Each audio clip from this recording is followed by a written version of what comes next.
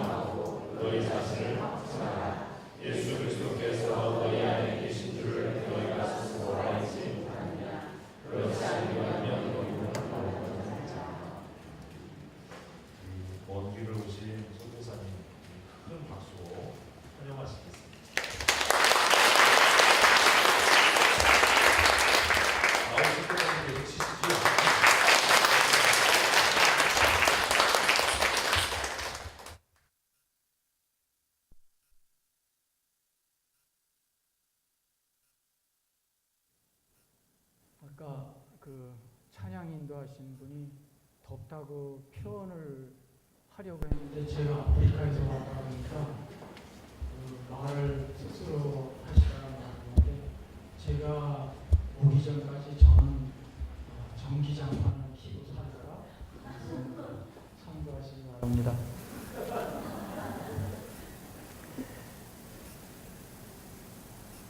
제가 20년 전에 선교지에 나갔을 때는 지금처럼 뭐 이렇게 통신망이 되어 있지 않아서 한 6개월씩 한국에 연락을 안 해도 연락할 길이 없었으니까 그 뭐 죽었는지 살았는지도 모르고 뭐 그러려니 하고 이렇게 지냈는데 이렇게 세월이 지나다가 보니까 얼마나 좋아졌는지 인터넷이다, 뭐 카톡이다, 뭐 페이스북이다. 이런 것 때문에 이제 어떻게 생각을 하면은 사람들한테 알리고 싶어하는 욕망이 생기고 나타내고 싶어하는 과시욕이 생기고 어떻게 하면 나를 좀 나타낼까 내보일까. 근데 그게 이제 이런 선교지에 있는 선교사에게는 그게 가장 큰 유혹인 것 같습니다. 저는 그 개인적으로는 간증이라든가 그 다음에 선교사가 나와서 선교 뭐 현장 이야기하는 거를 그렇게 썩 좋아하는 편은 아닌데 그게 이렇게 두렵게 하는 거는 뭐 간증이라든가 선교사의 선교 현장 이야기는 결국은 지나온 과거 이야기고, 그래서 여기 이런데 이렇게 서갖고 거창하게 얘기는 쏟아냈는데 그 내용대로다가 끝까지 변질되지 않고 살아갈 수 있는 용기도 없고, 그래서 사실은 두렵고 떨립니다. 제가 그 춘천 성덕교회를 이렇게 보면은 많은 선교사님들을 협력 선교하셔서 아마 매주마다 선교사님들이 오셔서 이런 이야기 저런 이야기를 하셔서 저보다도 선교지 현황을 너무 잘 아실 것 같고, 그리고 지금은 뭐 스마트폰이 다 있어서 잠비아 세 글자만 치면은 그 대통령이 누군지 기후가 어떻게 되는지 다 저보다 더 잘 알 것 같아서 참 두렵기만 합니다. 제가 그 시골에서 강원도 시골에서 자라고 청소년 시절을 그곳에서 지냈는데 그때에 그 시골에 그 한갑 잔치를 하게 되면은 좀 산다고 하는 집에는 면장님이 오시고 면 직원들이 오시고, 그래서 아마 면을 떠들썩하게 하는 그런 잔치를 벌였는데 그때는 그 한갑 잔치 하시는 그 어르신들이 저는 감히 쳐다볼 수도 없고 올려다 볼 수도 없는 그런 연세고, 감히 제가 접근도 할 수 없는 그런 연세를 가지신 이런 그런 어른들이라고만 생각을 했는데 세월에는 장사가 없다고, 세월이 가다 보니까 작년에 제가 한갑이 됐습니다. 그래 이렇게 한갑이 되고 보니까 작년 5월 달에는 딸이 하나 있는데 딸 아이는 이제 배우자를 맞아들이는 기쁨을 얻었고, 그래서 그 기쁨도 잠깐 10월 달에는 어머니께서 60년을 같이 사셨던 이제 배우자를 이 땅에서는 영원히 놓아 주어야 하는 이제 그런 아픔을 겪었습니다. 그래서 이 만남의 기쁨, 이 땅에서는 영원히 헤어져야 되는 그런 이제 아픔을 겪으면서 이 땅에서는 영원한 만남도 없고 영원한 생애도 없구나, 이런 거를 느끼게 됐습니다. 사실 우리는 영혼 속에서 살지 않습니까? 영혼의 안경을 쓰고 영혼 속에서 들여다보면은 이 땅에서 100일을 살았건 100세를 누렸건 결국은 한 점일 뿐이고 안개와 같은 인생 아니겠습니까? 그래서 욥기서에도 보면은 욥기서에도 보면은 우리는 모태에서 적신으로 나왔다가 적신으로 돌아간다고, 그러니까 알몸이 돼서 나왔다가 알몸으로 돌아간다고 그렇게 쓰고 있습니다. 그래서 어떤 신학자는 이렇게 표현을 했습니다. 우리 인생은 알몸이 되는 두 순간의 짧은 순례 여행이다, 이런 표현을 했습니다. 제가 이렇게 한국에 나오면은 두런두런 이렇게 사는 얘기를 나누다 보면은 가장 많이 이제 듣는 이야기가 선교사님은 우리들하고는 믿음의 차원이 다르니까 달라서 모든 것을 초월하고 사시죠. 이 얘기가 얼마나 두렵게 들리는지, 우리들하고는 믿음의 차원이 믿음의 격이 다르니까 우리들을 모든 것을 초월하고 살지요. 그런 이제 질문을 들으면은 사실 두렵고, 진짜 세속에 오염이 안 되고 전염이 안 되려고 안간힘을 써도 세속에 미세한 먼지는 닦아도 치워도 털어도 가라앉고 그렇게 해갖고 저도 참 변질이 많이 됐습니다. 정말 그래서 이렇게 선교지에 이렇게 오랜 시간이 있다 보니까 이렇게 하나님 나라를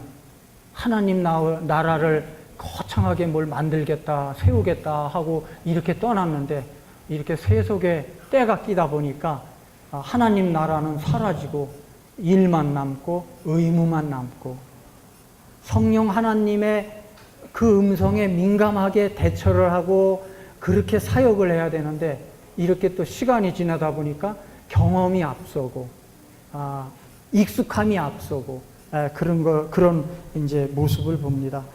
그래서 참 약해질 때가 많은데 우리도 이렇게 신앙생활 하다 보면은 주님은 빠지고 교회 직분만 남고 자리만 차지하는 모습을 우리도 이제 경험을 하면서 이렇게 신앙생활을 하지 않습니까? 그래서 제가 그 가장 많이 개인적으로다가 이렇게 되새기면서 묵상하는 단어가 그 믿음이라는 단어인데 아마 여기 춘천에서도 뭐 개봉이 됐는지 모르겠습니다. 지금 뭐 터널이라는 영화가 상영 중인 거로 알고 있는데 저는 아직까지 안 봤습니다. 예고편을 잠깐 봤는데 내용만 들어도 대강 이렇게 이제 상황이 되는데 이렇게 얘기를 나누다 보면은 우리의 일상사 가운데 가정 속에 참 다 아픈 터널들을 다 가지고 있고 아픔들이 다 있는 것을 봅니다. 그럴 때 우리가 그 아픔의 그런 터널을 고난의 터널을 갖다가 통과할 때 과연 그때 나의 믿음은 어떻게 작동을 하고 있는가? 이제 이런 질문을 하게 됩니다. 그래서 가끔 이제 엉뚱한 질문이지만은 믿음에도 정상이 있는가? 믿음에도 이 최고봉이 있는가? 그걸로 생각해 보니까 믿음에는 없는 것 같습니다. 그냥 늘 정상이라고 하지만은 정상은 없고 늘 우리가 이제 늘 믿음 안에서 살아가야 되는 건데 제가 한국에 오면은 제가 그 어머니가 계시는 우이동에 묵고 있는데 늘 새벽 기도는 그 앞에 가차원 교회를 새벽 기도를 늘 다니고 있는데 늘 자전거 타고도 지나가고 걸어서도 거기를 지나가는데 작년에 그 수련회를 한다고 큰 현수막을 이렇게 걸어놨는데 그 주제가 제 가슴에 이렇게 딱 와 닿는데 그 주제가 뭐냐 하면은 믿음아 나 좀 살려라. 그래서 저도 이제 자전거 타고 지나가면서 걸어가면서 그게 자꾸 믿음아 나 좀 살려라. 나도 믿음으로 좀 살아야 되겠구나. 살아나가야 되겠구나. 이제 그래서 그 얼마나 믿음이 믿음답지가 않고 믿음과 삶이 얼마나 엉터리였으면은 이렇게 주제가 믿음아 나 좀 살려라는 주제를 가지고 이렇게 청장년 수련회를 했나 이런 생각을 해봅니다. 그 프랑스의 수도사 중에 샤를르 드 푸코라는 수도사가 있습니다. 이 수도사가 오랜 수도사 생활을 마치고 아프리카 오지르 선교지에 갔다가 그만 이제 토착민이 쏜 총에 의해서 이제 순교를 하게 되는데 여러분들도 잘 아시다시피 수도사님들은 늘 묵상을 많이 하지 않습니까? 그래서 질문도 많이 하고 거기에서 대답도 많이 없고 그래서 이제 질문도 하고 대답도 하고 질문도 하고 대답도 하는데 그 수도사님의 그 유품 중에 그 이제 일기장이 이렇게 있는데 일기장 중에 이제 이런 내용이 있습니다. 하나님을 믿는 자에게 가장 어려운 것이 있다면 무엇인가? 하나님을 믿는 자에게 가장 부족한 것이 있으면 그것은 무엇인가? 그래서 하나님을 믿는 자에게 가장 어려운 게 있다면 이게 뭘까? 저도 정답을 알기 전에는 아주 궁금해갖고 그랬는데 거기에 대답에는 이렇게 써 있습니다. 하나님을 믿는 자에게 가장 어려운 것은 하나님을 믿는 것이다. 참 우리가 하나님을 뭐 믿습니다 하는데 하나님을 안 믿는다는 거죠. 그래서 우리가 그런 질문을 많이 하게 됩니다. 나는 정말 믿음의 사람인가? 진짜 믿음으로 살고 있는가? 참 자신이 없지 않습니까? 그래서 그 믿음이 나의 삶을 견인해 가고 있고, 그 믿음이 나의 생각을 통제하고 있고, 그 믿음이 나의 마음을 이렇게 조정해 가고 있는가, 이런 질문을 하게 됩니다. 그래서 믿음은 어떤 일시적인 확신도 아니고, 우리가 뭐 이렇게 느끼거나 뭐 감정으로 느껴지는 부분도 아니고, 어떻게 긍정의 힘도 아니고, 그야말로 믿음이라는 것은 말씀의 바탕 위에서 진짜 기도 속에서 100% 주님을 신뢰하는 것이 믿음이 아닌가, 이렇게 생각을 합니다.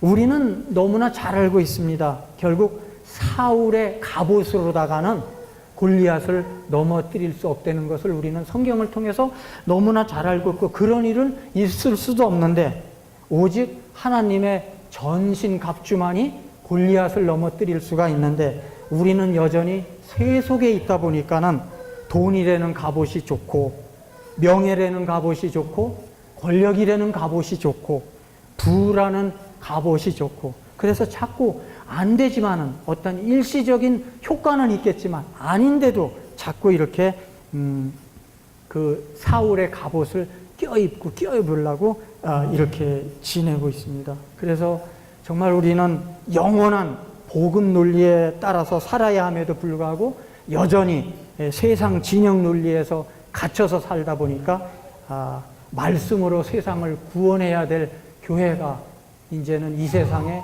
조롱거리가 되고 걱정거리가 되지 않았습니까? 우리가 이제 너도나도 다 할 것 없이 스마트폰을 다 가지고 있습니다. 그래서 스마트폰 하나면은 이제는 성경책도 필요 없고, 찬송가도 필요 없고, 복음 성가집도 필요 없고, 왜냐하면은 그 스마트폰 안에 다 있으니까. 그 다음에 유명한 기독교 서적도 그 안에 다 있고, 뭐 어디고 가서 누르면은 유명한 교회 인터넷 사이트에 다 들어갈 수 있고, 그 다음에 그 유명하다는 목사님들의 설교 다 들을 수가 있고, 그야말로 공간과 시공을 초월해서 이렇게 다 들을 수 있는 이러한 이제 시대에 우리가 살고 있는데, 그런데 그렇게 말씀 속에서 언제든지 자기가 들을 수 있는 이런 좋은 시대 속에 살아가는데 왜 그 진리에 대한 모양은 있고 진리에 대한 그 향기는 없는가, 이런 거. 성경 지식들은 하늘을 찌르는데 왜 영성은 메말라 있는가? 성경 통독은 앞다투어서 1, 2등을 다투면서 그렇게 읽고, 성경의 밑줄은 그렇게도 많이 그어져 있는데 왜 이렇게 삶 속에는 밑줄이 없는가? 정말 우리들은 이제 이렇게 살아왔건 저렇게 살아왔건, 양심이 화인 맞았건 양심을 저버렸건, 믿음이 파손되었건, 이제 우리는 언젠가는 그날을 만나게 되고 그날을 직면해야 되고, 그분 앞에서 이제 우리는 셈을 받아야 됩니다. 정말 그날은 여기 이렇게 같이 앉아 계시지만은, 그날은 이렇게 같이 앉아서 예배를 이렇게 드렸는데, 오른쪽인지 알았는데 너는 왼쪽이라고, 이런 이제 오른쪽과 왼쪽이 나누어지고, 성도교회에서 이렇게 아름다운 말씀의 꼴을 이렇게 같이 먹었는데, 어느 분은 양이 돼갖고 이쪽으로 쓰라오르고, 어느 분은 같은 꼴을 먹었는데도 염소라고 이제 이렇게 나누어지고, 같은 한 그물 속에서 같은 고기인 줄 알았는데, 그래서 같이 뛰어놀았는데 어느 날 무트로 걸려 올리더니 이제 선택이 되고 버림이 되고, 추수마당에 같이 쌓여 있어서 알곡이겠구나 했는데 막상 추수를 하니까 알곡이 되고 쭉정이가 되는 이런 이제 기로에 서 있게 됩니다. 그날은 이제 이 땅에서의 추수가 뭔지, 그 다음에 영원의 추수가 뭔지, 이제 이런 결정이 됩니다. 뭐 우리가 이렇게 지내다 보니까 자녀들도 이럭저럭 잘 커졌고, 또 살만한 몇 억대는 그래도 아파트가 있어서 이럭저럭 살아갈 수가 있고, 또 비상시에는 어려움을 당해서 쓸 수 있는 비자금도 이렇게 통장에 좀 있고, 노후도 좀 보장돼 있고, 그래서 이 세상, 이 땅에서의 추수는 그런 대로 뭐가 좀 자랑거리가 좀 있는데, 그렇다 그러면은 그 영혼의 추수는 과연 뭔가, 이런 거를 한번 우리는 생각을 해봐야 되겠습니다. 그래서 갈라디아서 6장 7절에 보면은 심는 대로 거둔다는 말씀이 있는데, 정말 심는 대로 거둔다는 이 말씀보다 더 소망을 주는 메시지는 없지만은, 또 심는 대로 거둔다는 이 말씀보다 더 무서운 심판의 메시지는 없는 것입니다. 그래서 우리는 지금까지 무엇을 심어왔고, 그렇다 그러면은 무엇을 거두기를 소망하고 있는가, 이런 거를 한번 생각해 봅니다. 그 서울의 합정역에 내리면은 양화진이라는 곳이 있는데, 양화진은 개신교의 선교지입니다. 성지입니다.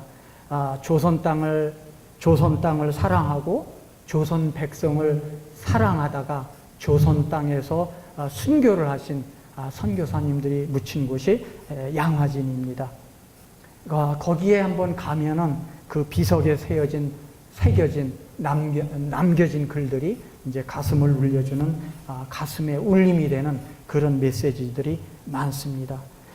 카톨릭 사제들은 천안 어느 근교에 별도로 이제 있어서 그쪽에 묻히게 되는데, 카톨릭 사제들이 묻히는 그 공덕묘지 입구에는 큰 글씨로 이런 말씀이 적혀 있다고 그럽니다. 오늘은 내 차례, 내일은 내 차례. 먼저 돌아가신 신부님이든지 수녀님이든지, 아직까지 살아계신 신부와 수녀님이 돌아가신 그 동료의 시신을 메고 들어가면서 그거를 봅니다.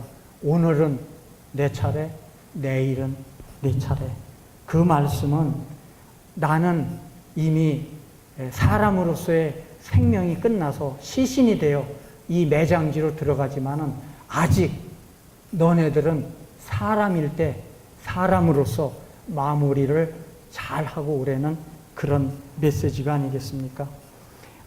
초대교회에 그 기독교의 박해를 통해서, 박해 때문에 지하 땅굴로 숨고 해서 거기에서 살다가 거기에서 죽은, 그래서 삶과 죽음이 어우러져 있는 곳을 우리는 카타콤베라고 합니다. 지금은 카타콤베가 일반인에게 관광지가 되고 또 기독교인들에게는 성지 순례가 되는데, 그곳에는 지하 무덤에 이제 두개골도 있고 뼈들도 이렇게 그냥 갇혀 있는 상태인데, 거기에는 벽에 이런 글이 있습니다. 나 어제 너와 같았으나 너 내일 나와 같으리. 많은 관광객들이 관광을 하러 거기에 와서 그 언제 돌아가셨는지는 모르지만 그 두개골과 거기에 가지런히 정렬되어 있는 뼈를 보면서 그 벽면에 글씨를 봅니다. 나 어제 너와 같았으나 너 내일 나와 같으리. 그 메시지는 천년 만년 살 것처럼 인생을 허비하지 말고 아직 사람일 때 사람답게 살으라는 메시지가 아니겠습니까? 아프리카 내륙에 루안다라는 나라가 있습니다. 우리나라의 한 4분의 1만한 나라인데, 거기에는 대표적인 부족이 후투족하고 투시족이 지내고 있습니다. 그 후투족과 투시족이 이제 후투족이 거의 80%를 차지하고 투시족이 한 15%를 차지하고 있는데 1994년에 이제 종족 분규가 일어납니다. 1994년에 종족 분규가 일어나 가지고 투시족이 후투족에 의해서 불과 3개월 만에 80만에서 100만 명이 살해를 당합니다. 그때 80만, 100만이 죽었을 때 그때의 르완다의 전체 인구가 740만 명이었었습니다. 그때 투시족이 도망을 가다가 좀 시내 외곽에 있는 은타마라라는 성당이 있었습니다. 자기는 나는 하나님을 모르고 하나님을 믿지를 않지만은 적어도 저 성당으로 피신을 하기만 하면은 내 목숨은 살려줄 것이다. 내 목숨은 살릴 것이다. 살려줄 것이다. 이 마음으로다가 은타마라 성당으로다가 투시족이 피신을 합니다. 그 좁디 좁은 은타마라 성당에 무려 5천 명이 빼곡히 피신을 하게 됩니다. 그런데 공교롭게도 그 은타마라 성당의 성직자는 후투족이었습니다. 성직자 후투족의 묵인하에 방주 속에 5천 명이 그 자리에서 몰살을 당합니다. 1996년에 저희들이 루안다에 2주간 비전 트립을 갔을 때는 이미 다 그런 아픔들이 미처 회생되지 않을 때라서 어느 곳 하나 저희들이 방문을 할 수가 없었습니다. 지금 22년이 지난 후에 그 은타마라 성당은 학살 기념관으로다가 변경을 학살 기념관이 돼서 5천 명의 두개골과 뼈와 또 그 당시에 피신할 때 가지고 온 물통, 신발, 집기들이 그 안에 가지런히 정리가 되어 있습니다. 그 입구에 이런 글이 있습니다.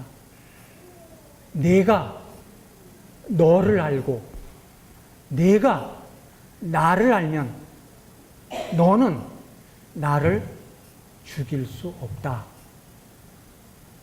내가 너를 사람으로 알고 내가 나를 사람으로 알면 사람인 너는 사람인 나를 죽일 수 없다. 참 이게 얼마나 크나큰 메시지인지 모릅니다. 그래서 지금도 가해자고 피해자인 후투족과 투시족이 자기가 죽인 사람이 저 안에 있고 나의 친인척이 저 안에 두개골로다가 있는데 이 메시지를 듣고 이 메시지를 보면서 지금도 후투족과 투시족은 함께 어울려서 지내고 있습니다. 얼마나 사람다움과 인간 존중을 가르치는 위대한 메시지인지를 모르겠습니다. 후투족 성직자가 피신한 투시족을 자기와 똑같은 사람으로 알았다라 그러면은 어떻게 묵인을 하고 방조를 해서 그 크나큰 살해 현장으로 만들었겠습니까?